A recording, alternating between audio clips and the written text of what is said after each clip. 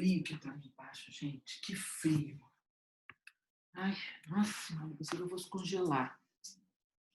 Ai, Tá frio, né? muito, muito frio. Tá, vem. Agora comer, vem. Comeu nada, gente.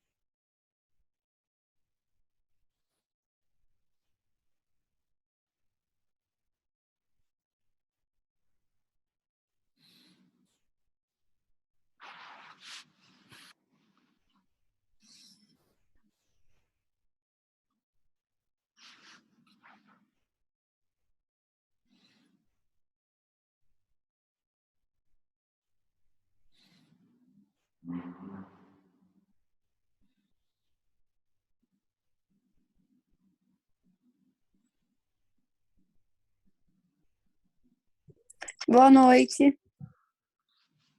Boa noite, tudo bem com vocês? Sim, boa noite. E com o senhor? Tá tudo bem também, vamos indo. O número de casos de Covid tem diminuído, né? Reflexo aí da vacinação.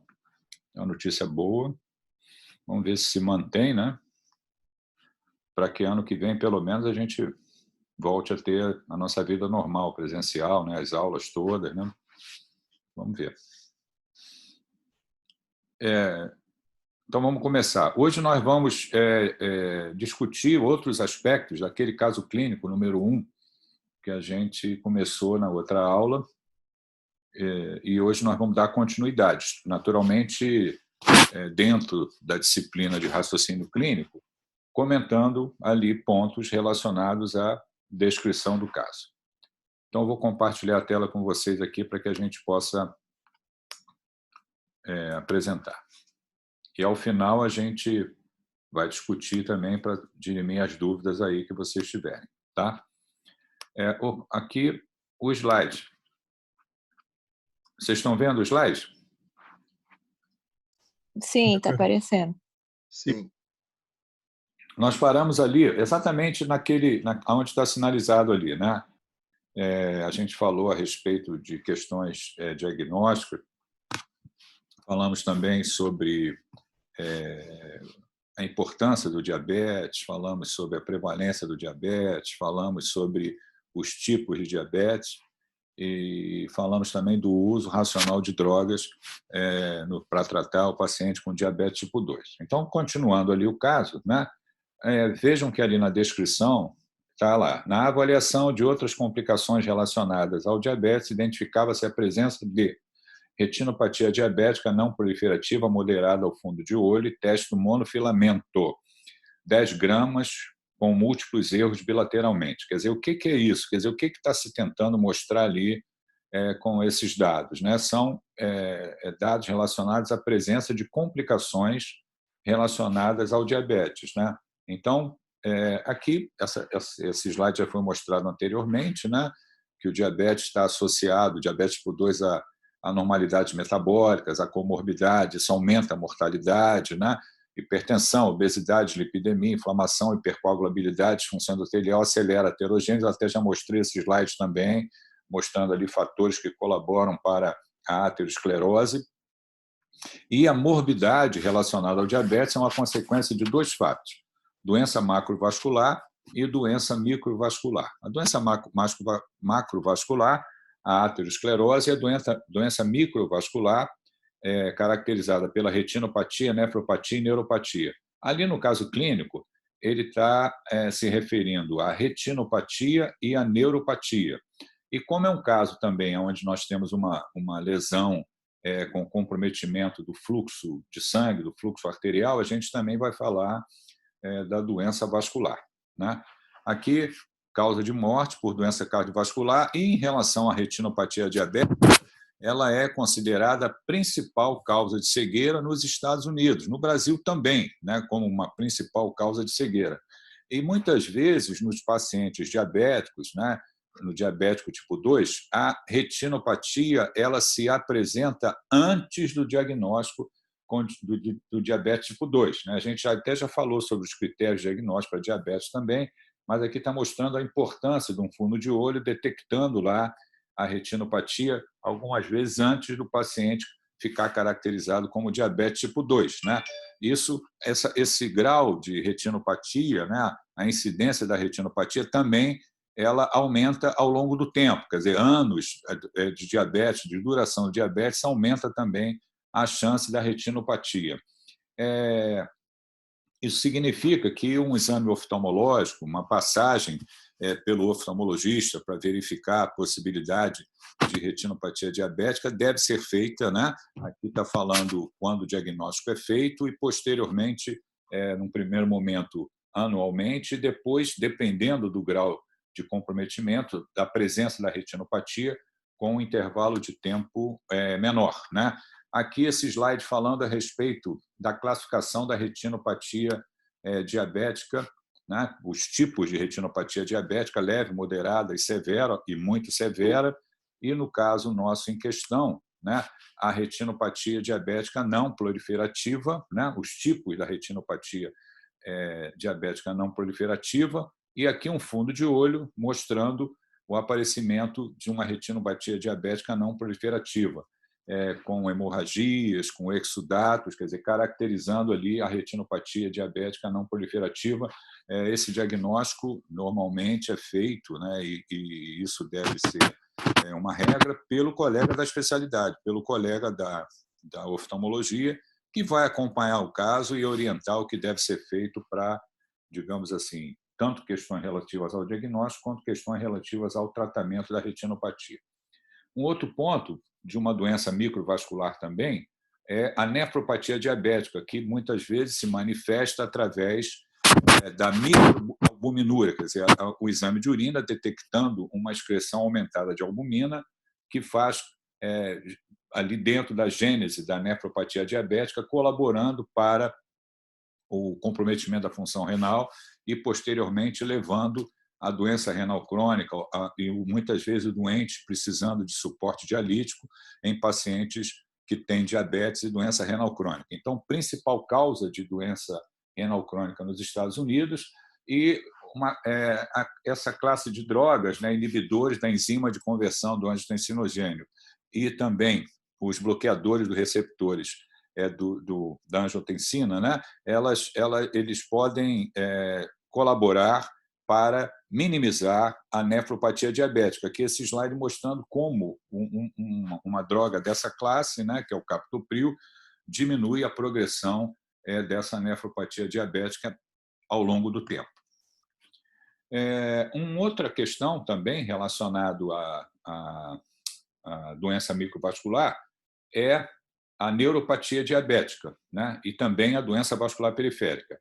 E essa combinação desses dois dados aí, desses dois fatores, né, a doença vascular e a neuropatia, representam a principal causa de amputação não traumática. Exatamente o caso do nosso paciente, quer dizer, tem uma lesão grave que talvez seja necessário indicar a amputação.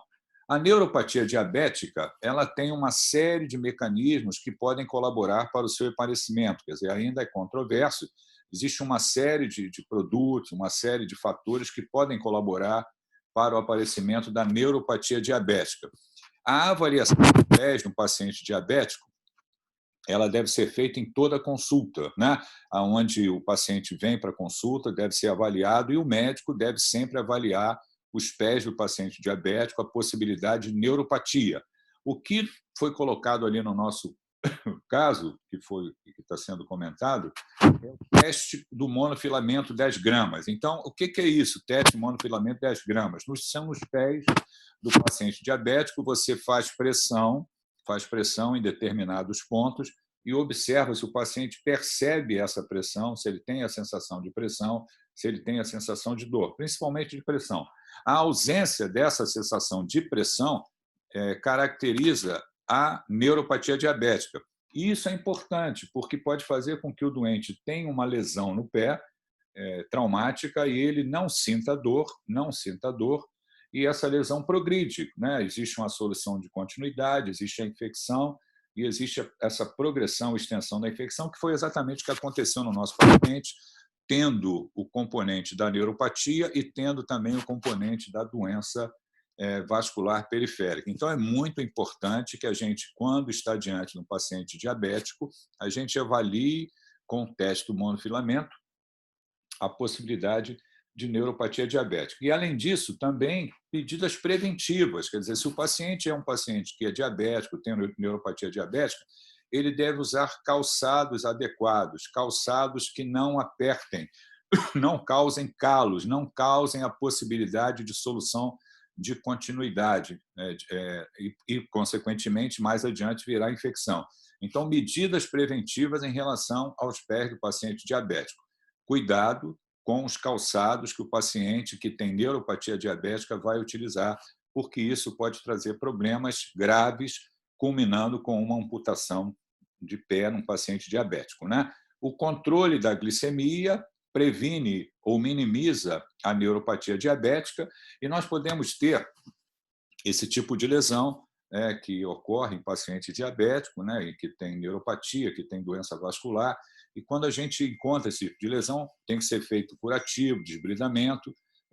Isso também passa pelo colega da cirurgia vascular, da angiologia, e uma pergunta que sempre será feita: será que também temos doença vascular presente ou não? Então, toda vez que eu encontro esse tipo de lesão num paciente diabético, isso significa a presença da neuropatia diabética, e também podemos ter a presença de doença vascular.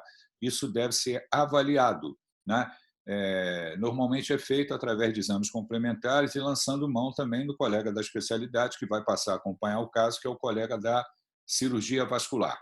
Lembrar, como já foi dito, que tanto a neuropatia combinada com a doença vascular periférica representam a principal causa de amputação não traumática.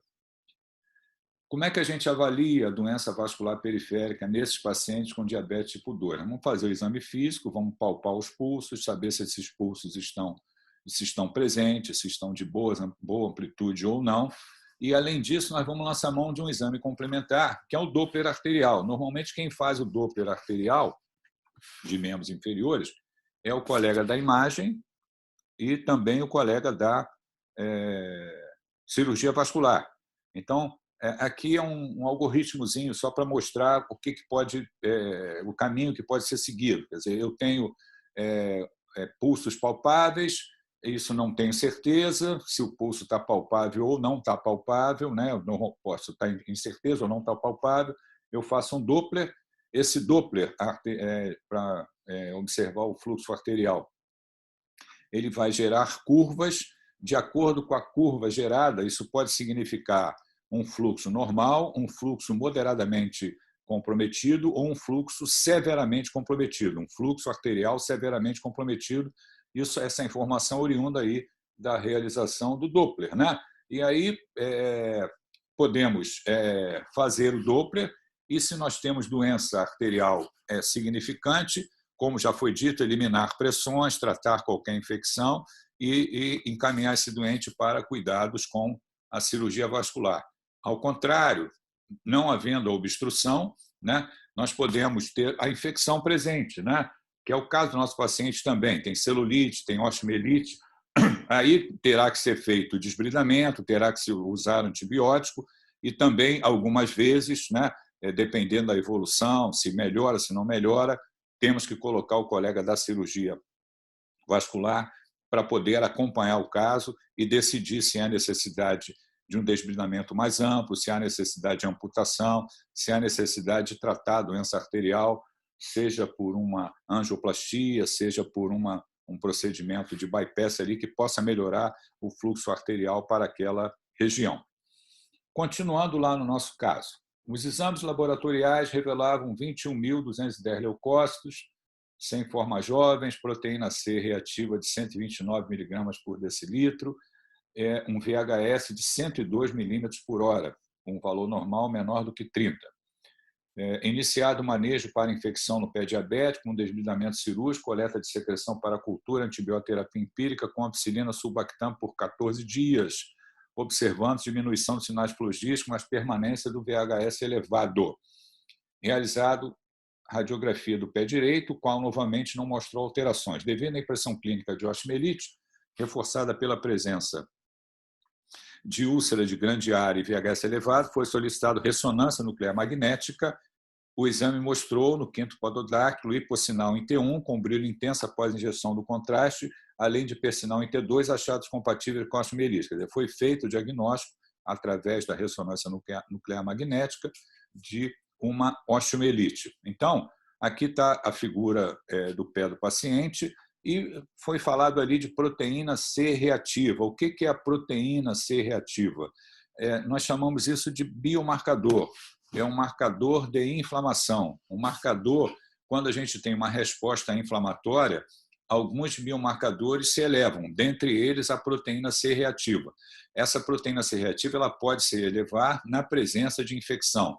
Nós podemos utilizar os biomarcadores para várias para vários itens ali quando a gente está diante de um paciente com uma infecção, né? Se o paciente tem uma chance maior ou menor de óbito, se nós devemos usar antibiótico ou não, se o paciente está respondendo de maneira adequada ao tratamento, se os níveis de biomarcadores caíram, isso pode significar um critério de resolução dessa infecção, e usamos, naturalmente, os biomarcadores para um diagnóstico precoce desse quadro infeccioso, né? Em relação à antibiótico terapia, o nosso paciente utilizou ampicilina com sulbactam.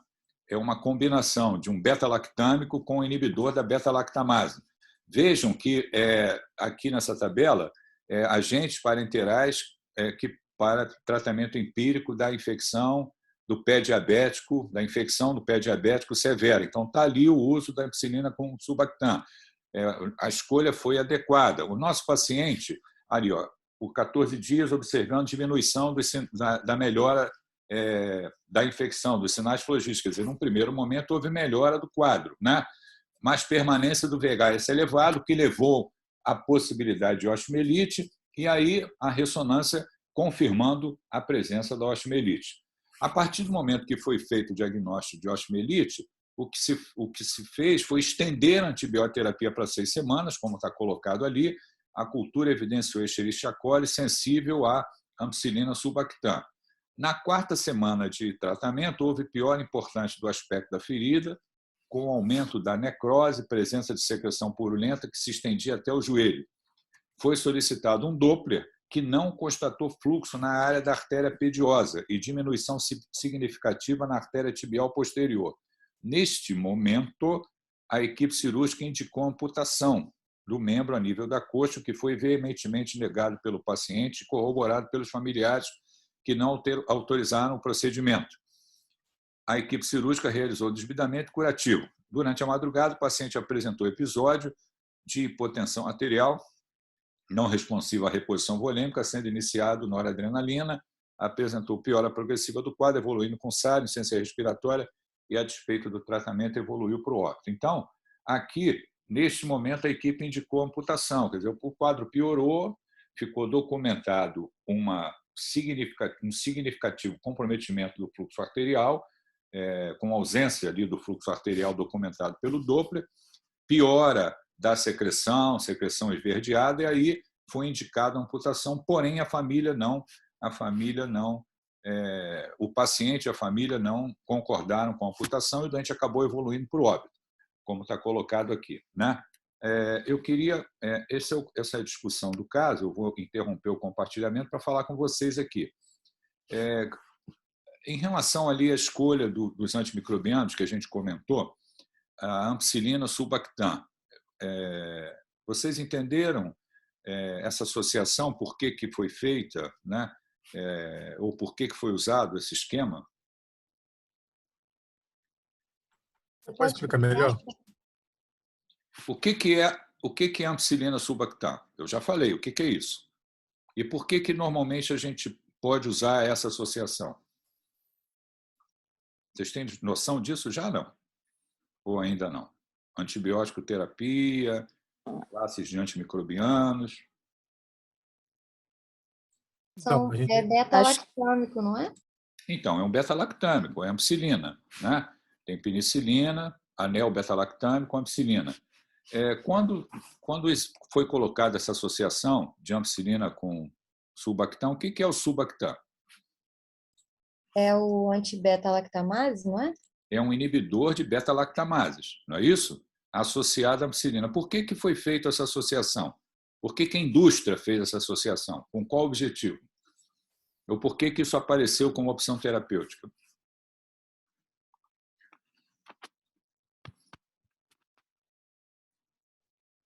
Seria diminuir casos de resistência bacteriana? Isso, exatamente. Quer dizer, quando eu associo um inibidor da beta-lactamase a um determinado beta-lactâmico, eu estou tentando aumentar o espectro, né? Aumentar a sua efetividade como droga bactericida, tentando diminuir a resistência de patógenos quando a gente usa essa associação.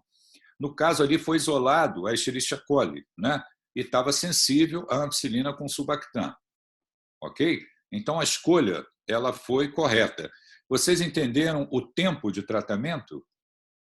A diferença que, quando foi ali decidido estender o tempo de tratamento, por que isso foi feito? Nossa parte do tempo eu não entendi muito bem, não. O senhor poderia repetir, professor? Até então, nós tínhamos o diagnóstico de uma infecção grave de uma celulite, né? E com comprometimento com a invasão ali de planos mais profundos, mas nós não tínhamos o diagnóstico de osteomielite. O diagnóstico de osteomielite só saiu quando foi feita a ressonância. Por que foi feita a ressonância? Porque houve melhora dos sinais flogísticos, mas o VHS, velocidade de movimentação, continuou muito alta, mostrando que havia um processo inflamatório continuado. E aí se fez a imagem com, digamos assim, maior resolução, que foi a ressonância, e o raio-x não havia mostrado a osteomielite, né? Algumas vezes o raio-x só mostra a osteomielite bem tardio, e a ressonância mostrou a osteomielite. Qual é o impacto desse diagnóstico de osteomielite? Nós precisamos tratar por um período mais longo. Então, foi planejado se estender a antibioterapia para 6 semanas.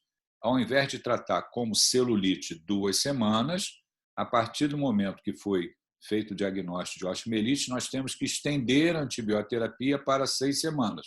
Por isso que foi passado ou prolongado o tempo de antibiótico. Ok? Então, a escolha adequada estava cobrindo ali a Escherichia coli. O tempo de tratamento foi mudado por quê? Porque a partir do momento que não era apenas mais uma celulite, sim uma osteomielite, o tempo de tratamento tem que ser maior, 6 semanas. Ok? Entenderam? Só que nesse ínterim, o paciente acabou piorando. Mas entenderam por que se tomou a decisão de continuar com os curativos e estender para 6 semanas?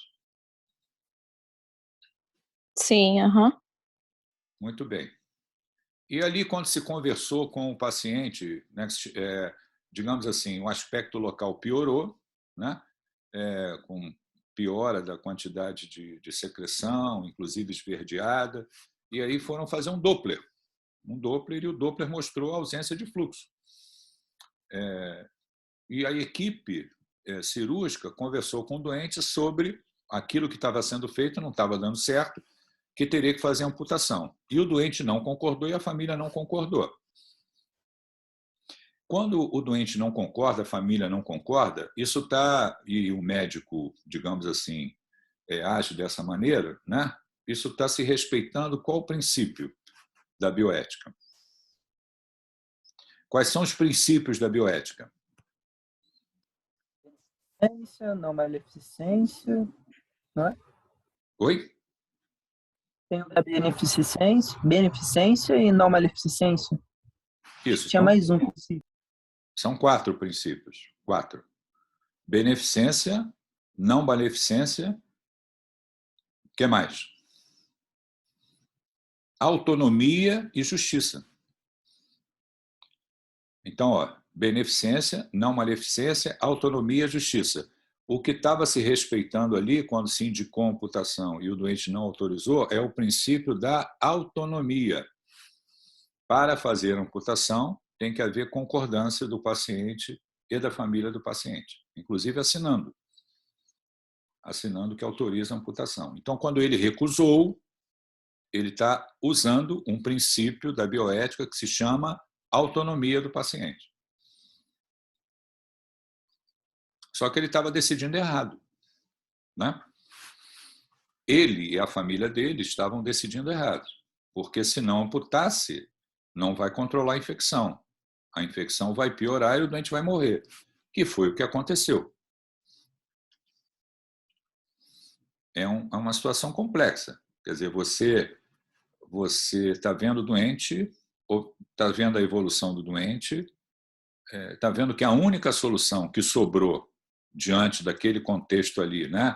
A ausência de fluxo, piora da infecção, já uma internação prolongada, uso de antibiótico, só tem uma solução: amputar, senão vai morrer. Conversa com o doente não autoriza, a família não autoriza, o doente logo a seguir piorou e morreu. É muito chato isso, muito chato, né? O médico orientar de uma maneira e a família e o paciente resolver de outra. Mas tem que se respeitar o princípio da autonomia. Como é que a gente sai dessa? Tem alguma saída? Ou não? Eu posso botar o doente no centro cirúrgico e amputar, sem autorização dele e da família? Não, Não, mas acho pode... que tenta conversar, né? Não posso fazer isso. Se o doente disse não, a família disse não, o único papel que sobra para mim é conversar novamente. É explicar que aquilo precisa ser feito. Né? E até falar para eles, olha, se o senhor não está achando que isso é o mais apropriado, o senhor, por favor, traga um médico da sua confiança para vir aqui conversar comigo, ver o seu caso, né? A família pode fazer um médico, e vamos conversar novamente. Quer dizer, tentar fazer com que o paciente e a família do paciente mudem de ideia. Porque se eles não mudarem de ideia, o final da história nós já conhecemos, o doente vai morrer. E foi o que aconteceu. Piorou a infecção, evoluiu com choque séptico, insuficiência respiratória e óbito. Perdeu-se o doente. Algumas vezes, o médico insiste, né, para que a autorização seja dada, mas o doente é irredutível. Eu não quero que ampute, a família também não quer que ampute. Acabou. Não vai amputar. É chato isso, mas isso ocorre, isso é a realidade. E estamos respeitando um princípio da bioética, que é o princípio da autonomia.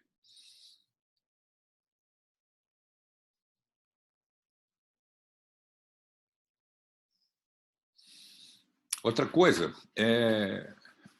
digamos assim, a gente está aqui falando dentro da disciplina de raciocínio clínico, né?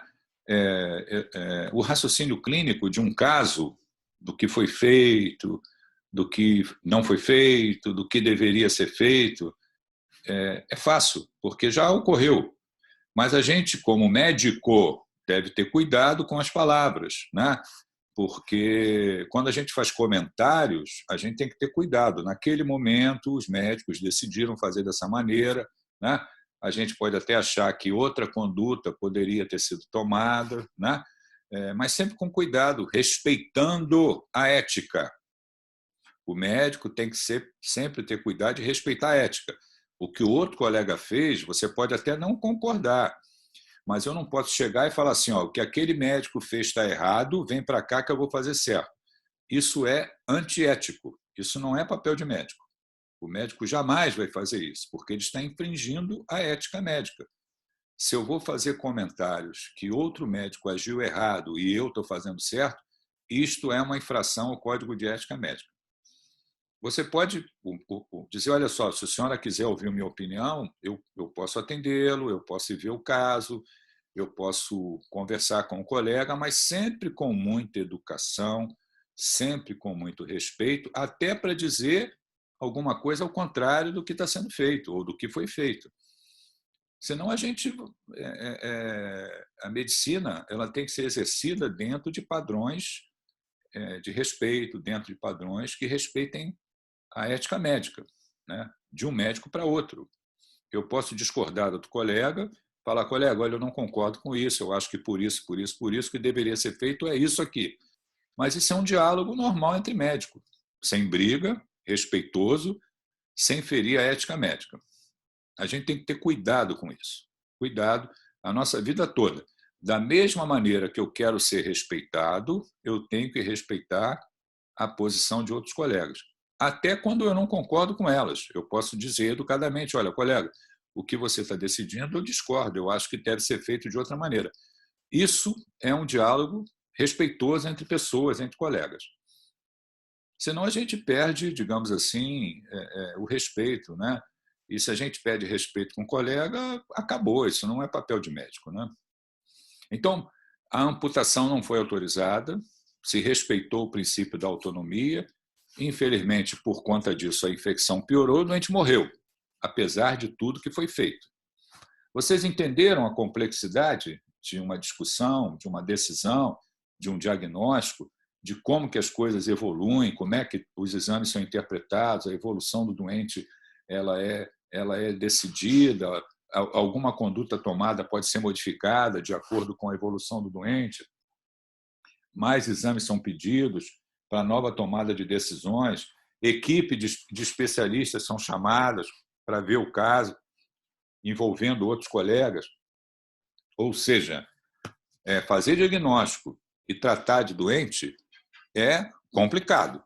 A gente vai, muitas vezes, ficar com dúvida, a gente tem que estudar sempre, a gente precisa, muitas vezes, de conversar com outros colegas que são mais experientes, são de outras especialidades, para vir ver o caso, o que eu faço, o que eu não faço.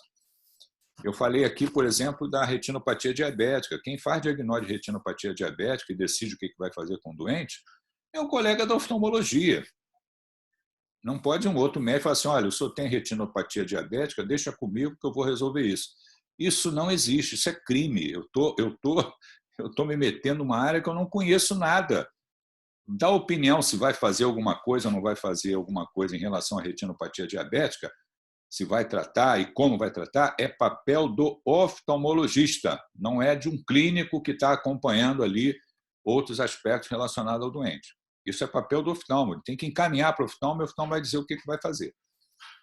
Da mesma forma, se vai amputar, se não vai amputar, eu tenho que chamar o colega da cirurgia vascular, vem ver o caso e me ajuda a decidir o que eu vou fazer aqui, se tem indicação de amputação ou não. Eu tenho que chamar o colega da cirurgia vascular. Eu não posso ver um doente que eu estou achando que está piorando, que talvez tenha que amputar, e eu não chamo o cirurgião vascular para me ver o caso, está completamente errado. Olha a nossa responsabilidade com o doente, com a vida das pessoas. Eu estou vendo um problema que está se agravando e o que eu tenho que fazer para resolver isso? Eu tenho meus limites. Cadê o colega da cirurgia vascular? Chama ele para vir ver o caso aqui. Eu preciso da opinião dele. Aí ele vai chegar, Afonso, esse doente tem que amputar. Então vamos lá, vamos conversar com a família, vamos convencer a família que isso é necessário. Entenderam? Eu tenho que chamo o vascular, vem ver, assume o caso, diz o que tem que ser feito, vamos conversar com o doente, vamos conversar com a família. Esse é o papel do médico, que, digamos assim, está envolvido, comprometido. A palavra correta é comprometido. É comprometimento com o caso, responsabilidade com o caso. Não é só responsável, não, é comprometido para dar uma solução. O médico não é uma figura decorativa, tipo assim, eu estou vendo esse caso, agora o doente piorou, não quero mais saber dele. Vou sair do circuito que esse doente vai morrer. Então, meu amigo, vai fazer homeopatia, que você não vai matar ninguém, né? Não vai ver ninguém morrer. Se você vai fazer uma especialidade onde existe a possibilidade do doente piorar, ficar grave, assume isso, seja responsável e seja comprometido. E vá até o final para resolver as coisas. Né? Vai ficar chato, vai ficar chateado. Imaginem, você está vendo esse caso, indica amputação, a família não permite, o doente morre. Isso é péssimo, péssimo. O doente morreu porque a família não autorizou a amputação. Mas isso faz parte, porque está se respeitando o princípio da autonomia. O que eu vou fazer? Vou conversar novamente com a família. Vou tentar convencer do contrário, vou chamar o cirurgião vascular novamente, conversa com a família, tenta convencê-la do contrário. Quer dizer, esse é o nosso papel quando a gente está comprometido com o tratamento de um doente. Não é uma decisão, não é um trabalho simples, é um trabalho árduo, complexo. Fica de cabelo branco, porque é muita responsabilidade, né? Então, vocês que estão iniciando o curso no 4º período, e tem 12 períodos aí para vocês fazerem, vocês estão abraçando uma profissão que ela é maravilhosa, mas exige muita responsabilidade de cada um, porque a gente está lidando com vidas, a gente não está lidando com objetos, a gente está lidando com vidas. Se a gente comete erros ali, a gente perde vidas, entendeu?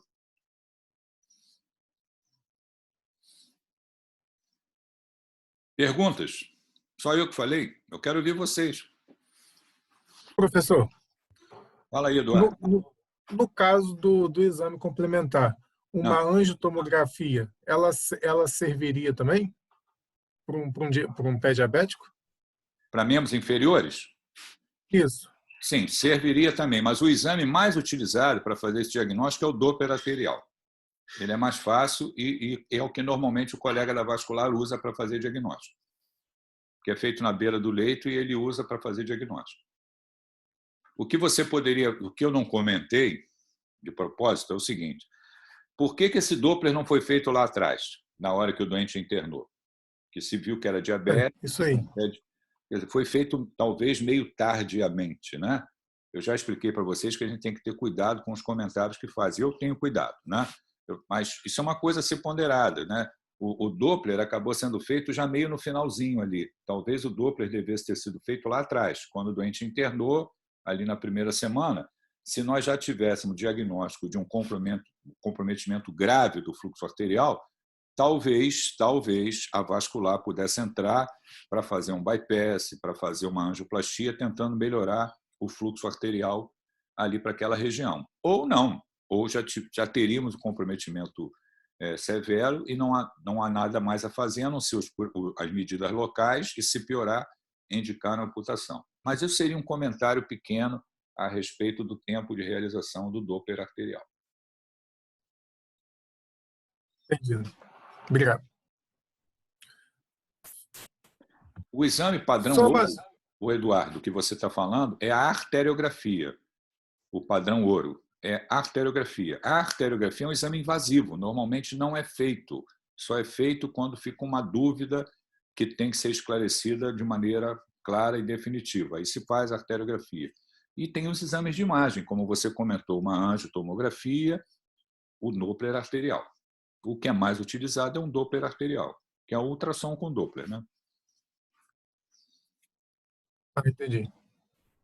Com relação assim, a quadro clínico de diabetes, uma coisa que eu tenho dúvida é quando o paciente ele só vai ter poliúria e polidipsia quando em relação à nefropatia aqui, quando ele atingiu o limiar renal de excreção da glicose ou ele faz antes? Tipo assim, 160, 180 glicose do paciente. Aí ele vai estar liberando glicose na urina, né? Que ultrapassou o limiar renal. Só nesse momento que ele tem poliúria e polidipsia ou ele tem antes? Não, Entendeu? Me pergunta. eu sei, a poliúria tem a ver com a hiperglicemia, o teu raciocínio está correto, né? Isso. Já a doença renal, a glomerulosclerose, a nefropatia diabética, ela é uma questão de tempo, um tempo longo para ver o comprometimento da função renal, ok? Então você tem, são coisas distintas, né? Aquele quadro de diabetes compensado, poliúria, polifasia, polidipsia, quer dizer, isso tem a ver com a hiperglicemia e a poliúria, né? Agora, a doença renal propriamente dita, que é uma causa de doença renal crônica, e o doente entrar em diálise, isso tem uma relação com um tempo longo de presença do diabetes. Obrigado.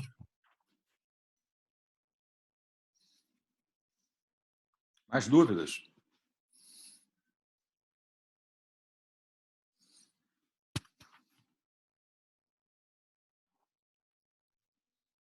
Não?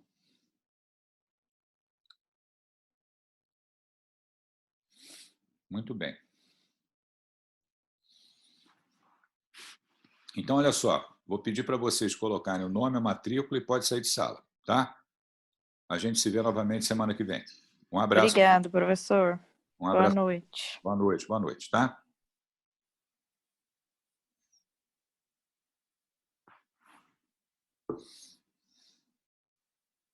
Obrigado, professor. Boa noite. Boa noite.